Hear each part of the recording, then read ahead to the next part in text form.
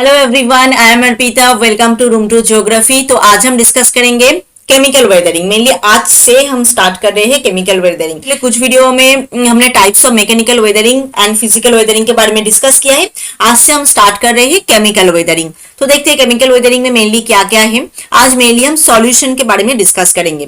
Decomposition and disintegration of rock due to chemical reaction is called chemical weathering.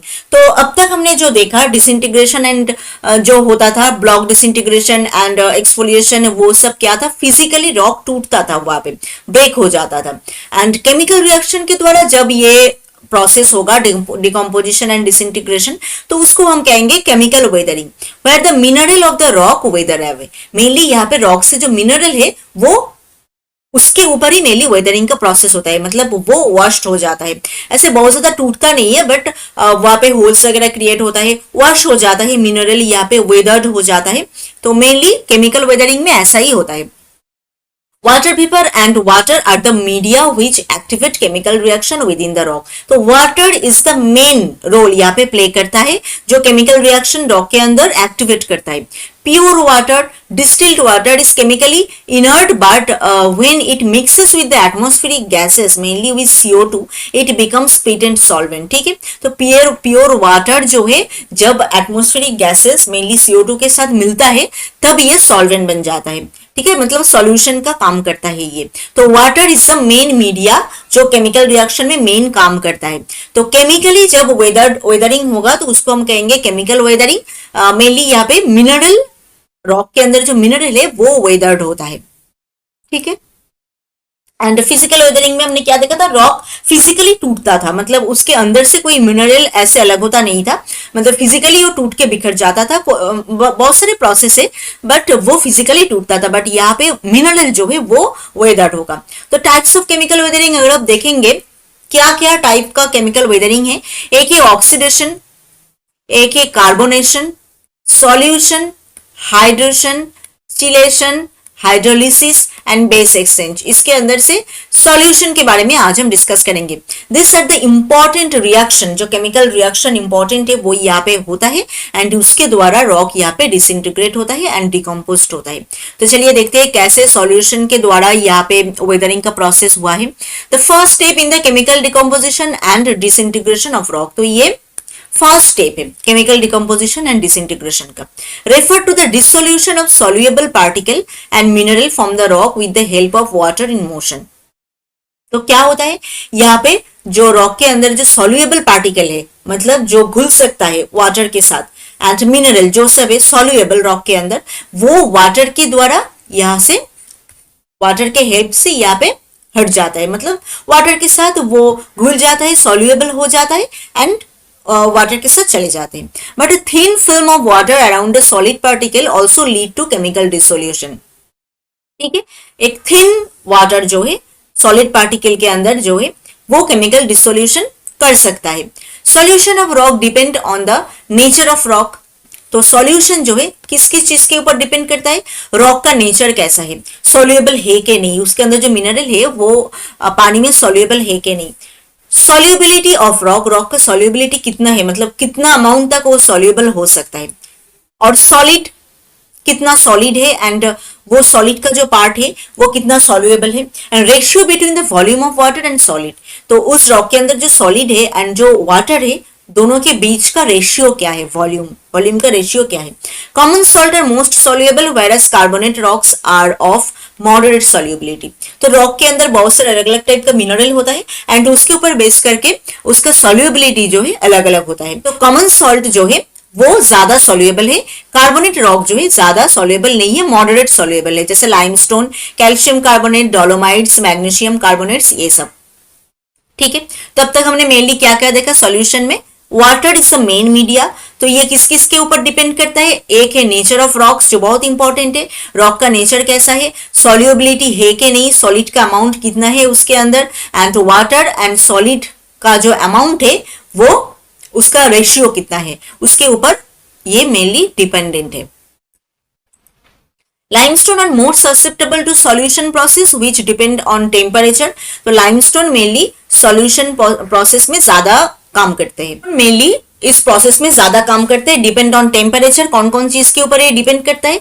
Temperature उस जगह पे कैसा है, CO2 content of water, water में CO2 का कंसेंट्रेशन कितना है, एंड उस सॉल्यूशन का pH लेवल कितना है, उसके ऊपर डिपेंड करके यहाँ पे सॉल्यूशन होता है। तो लाइमस्टोन एक बहुत इंपॉर्टेंट है यहाँ पे सॉल्यूशन के लिए। पर in rain water mixes with atmospheric CO2 it becomes active solvent. तो रेन वाटर जब एटमॉस्फेयर का जो CO2 है उसके साथ मिक्स होता है तो वो एक्टिवली सॉल्वेंट बनता है, मतलब सॉल्यूशन उसके अंदर मेनली होता है। When rain water comes in contact with the carbonate rocks such as limestone, dolomite, it dissolve the rocks through a set of chemical reaction occurring through various stages। तो यहाँ पे बहुत सारे स्टेजेस के द्वारा यहाँ पे केमिकल रिएक्शन होता है। जब rain water, carbonate rocks, dolomite, limestone इसके साथ मिलते हैं तब यहाँ पे बहुत सारे केमिकल रिएक्शन यहाँ पे मेनली होता है। The various stages of the chemistry of limestone solution में be presented in a simplified form. तो कैसे ये केमिकल रिएक्शन होता है वो हम डिस्कस करेंगे अभी। मतलब रेन वाटर जब ये कार्बोनेट रॉक के साथ मिलता है तब।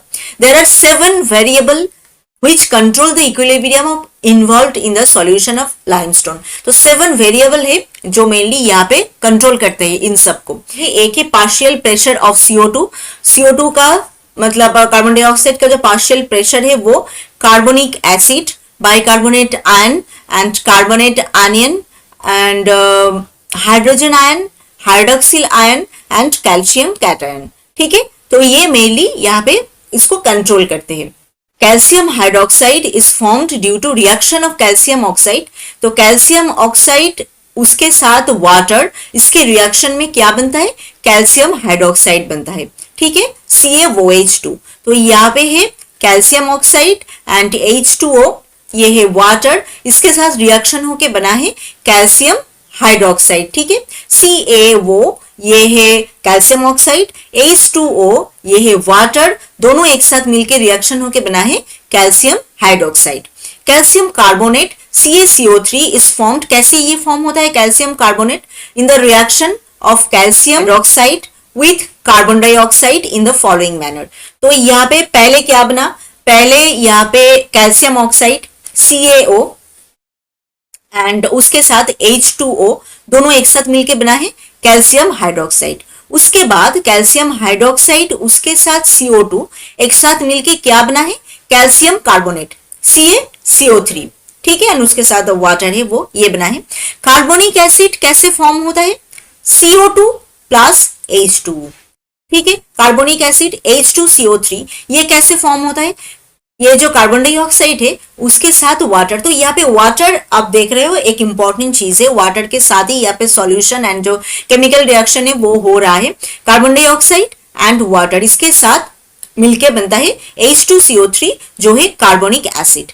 ठीक है, and carbonic acid is also associated into passive hydrogen ion and negative bicarbonate ion. तो ये जो है ये बाद में कार्बोनिक एसिड का सॉल्यूशन होके क्या बनता है, H प्लस प्लस HCO3 जो है positive hydrogen ion and negative bicarbonate ion. ठीक है, positive hydrogen ion and negative bicarbonate ion ये बनता है। तो नेक्स्ट ये जो कैल्शियम कार्बोनेट है मतलब लाइमस्टोन CaCO3, ये डाई एसोसिएशन के बाद क्या क्या बनता है, यहाँ पे Ca2 plus into a metal cation and A carbonate onion ये बनता है during the process of dissolution. Dissolution के प्रोसेस में ये बनता है। It may be pointed out that limestone can be dissolved in water only when it is transformed into calcium bicarbonate. तो ये लाइमस्टोन जो है पानी में तब घुलेगा, डिसॉल्व होगा जब ये कैल्शियम बाइकार्बोनेट में फॉर्म होगा। ठीक है, तब ये होगा।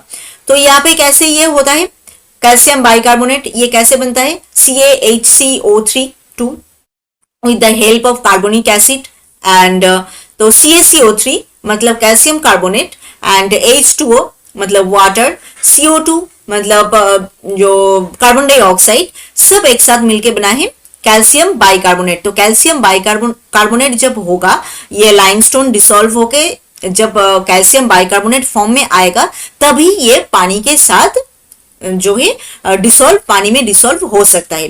The carbonate ion can react with water when it accept proton from acid and then the carbonate become base and the ultimate reaction yield hydroxyl ion and thus the calcium carbonate become an alkaline substance as follows. तो यहाँ पे क्या होता है कि carbonate ion पानी के साथ मिलके एक साथ हाइड्रोलिसिस प्रोसेस में यहाँ पे जो है रिएक्शन होता है एंड कार्बोनिक एसिड बनता है एंड OH प्लस ये जो है हाइड्रोलिसिस प्रोसेस में बनता है. तो हाइड्रोलिसिस प्रोसेस भी हम डिस्कस करेंगे बाद में. तो सॉल्यूशन में हमने अभी देखा बहुत सारे रिएक्शन होता है. तो लाइमस्टोन में मेनली हम ज्यादा करके देखते हैं. तो लाइमस्टोन जब कार्बोनिक कैल्शियम बाइकार्बोनेट के फॉर्म में आएगा तभी ये पानी के साथ डिसॉल्व हो सकता है. तो वाटर के साथ कैसे करके कैल्शियम ऑक्साइड मिलके कैल्शियम हाइड्रोक्साइड बना, उसके बाद यहाँ पे बाइकार्बोनेट आयन भी बना एंड हाइड्रोजन आयन जो है पॉजिटिव वाला वो भी बना एंड कैल्शियम हाइड्रोक्साइड वो भी यहाँ पे कार्बन डाइऑक्साइड के साथ मिलके यहाँ पे जो है कैल्शियम कार्बोनेट बना है. तो ऐसे करके बहुत सारे रिएक्शन यहाँ पे हुआ है. ठीक है. तो the actual quality of limestone dissolve in water depend on temperature. तो लाइमस्टोन का जो क्वालिटी है वो पानी में कितना डिसॉल्व होगा, कैसे होगा, वो डिपेंड करता है मेनली टेम्परेचर एंड पानी के अंदर CO2 का कंसेंट्रेशन कितना है, CO2 के साथ यहाँ पे रिएक्शन होता है एंड प्रेशर उस जगह पे कितना है एंड pH का सॉल्यूशन कितना है एंड किनेटिक ऑफ रिएक्शन ये कितना है. तो इतने सारे चीज के ऊपर ये डिपेंड करता है. The solubility of CO2 is directly related to pressure and is inversely related to temperature. तो CO2 मतलब कार्बन डाइऑक्साइड कितना सॉल्युबल होगा वो प्रेशर एंड टेम्परेचर के साथ रिलेटेड है. प्रेशर इंक्रीज होगा तो ये सॉल्युबिलिटी का कंसेंट्रेशन वो भी इंक्रीज होगा and inversely related to temperature.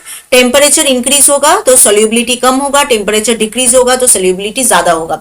Solubility of solid जो है और directly related to temperature. Temperature अगर बढ़ेगा तो सॉल्युबिलिटी बढ़ेगा, टेम्परेचर कम होगा तो सॉल्युबिलिटी कम होगा, डायरेक्टली रिलेटेड है यहाँ पे. तो ये सब चीजें यहाँ पे सॉल्यूशन के लिए important है. More and more limestone can be dissolved in water either by increasing the temperature or CO2 content of water or by decreasing the pH of solution. तो हमने अभी देखा पिछले स्लाइड में क्या कौन कौन सी चीज के ऊपर सॉल्यूशन यहाँ पे मेनली डिपेंड कर रहा है लाइमस्टोन का सॉल्यूशन. टेम्परेचर, CO2 का कंसेंट्रेशन कितना है पानी में एंड प्रेशर CO2 का कितना है, सॉल्यूशन का pH लेवल कितना है एंड किनेटिक रिएक्शन कितना है. तो ये सब अगर चीजें होगा यहाँ पे तो ये limestone more and more dissolution इस जगह पे होगा. The solution of limestone and dolomite gave birth to very interesting landscape. तो limestone में ये जो solution होता है तो वो जगह जो है वहां पे बहुत इंटरेस्टिंग एक टोपोग्राफी बनता है. मेनली क्रास्ट एरिया में हम ये सॉल्यूशन का प्रोसेस मेनली देखते हैं. Sink holes, swallow holes, uvalas, doline सब कुछ टाइप्स ऑफ केव्स यहाँ पे बनता है. इमेज में अगर हम देखेंगे इस टाइप का होता है सॉल्यूशन में. ऐसे करके मिनरल यहाँ से वॉश्ड हो जाता है केमिकल रिएक्शन के द्वारा. होल्स वगैरह बनते हैं, ऐसे सिंक होल्स बनते हैं, डेब्रिस रॉक, ये ऐसे करके सिंक होल्स, केव, छोटा छोटा होल्स, ये सब ऐसे बनते हैं. लाइमस्टोन यहाँ से डिसॉल्व हो जाता है एंड जाके ये सब होल्स वगैरह बनता है. तो ये गया केमिकल वेदरिंग मेनली सॉल्यूशन के बारे में आज हमने डिस्कस किया. केमिकल वेदरिंग में मेन मीडिया क्या है, वाटर है.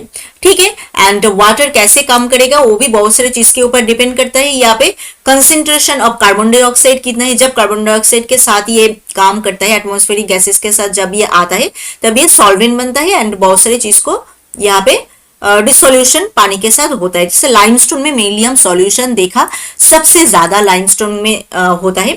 तो बहुत सारे केमिकल रिएक्शन के बारे में भी हमने यहाँ पे डिस्कस किया है. जो इतने सारे रिएक्शन यहाँ पे होता है वो के ये जो होल वगैरह है ये बनता है एंड लास्ट में जाके जो ग्राउंड सरफेस है उसके ऊपर हम सिर्फ वो सिंक होल टाइप का होल ही देखते हैं बट वहां पे हुआ है बहुत सारे काम. ठीक है. तो आई थिंक आपको समझ में आया है कौन कौन सी चीज के ऊपर. ये भी एक इंपॉर्टेंट चीज है. 7 वेरिएबल है जो यहाँ पे equilibrium of solution of limestone को कंट्रोल करते हैं. 7 वेरिएबल ये बहुत इंपॉर्टेंट है. इसके द्वारा ही पूरा रिएक्शन जो है हुआ है.